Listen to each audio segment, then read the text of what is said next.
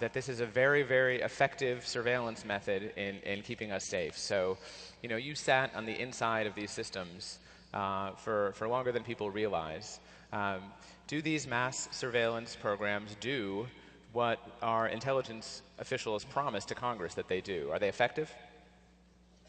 They're not. That's actually something that I'm a little bit sympathetic to, because we've got to turn back the clock a little bit and remember that they thought this was a great idea, but no one had ever done it before, at least publicly.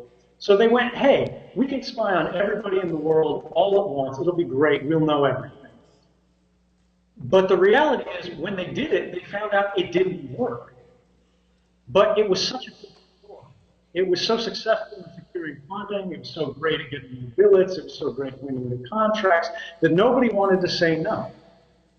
But the reality is now, we've reached a point where the majority of Americans' telephone communications are being recorded. We've got all this metadata that's being stored for years and years and years. But two independent White House investigations have found it has no value at all. It's never helped us.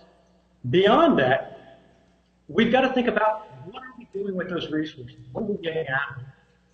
And as I said in my European Parliament testimony, we've actually had tremendous intelligence failures because we're monitoring the internet.